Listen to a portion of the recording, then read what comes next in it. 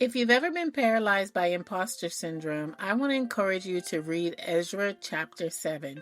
I've been studying the book of Ezra, and I'm so excited about the Purpose Minded Woman Bible study that will come from this, but I digress. Ezra chapter 7 begins with Ezra being given permission to return to Jerusalem to implement spiritual reforms as the wall in Jerusalem is being rebuilt.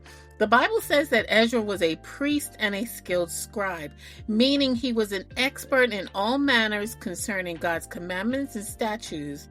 Now listen, verse 10 says that Ezra had determined in his heart to study the law, obey it, and teach it. He studied it, he lived it, and then he taught it.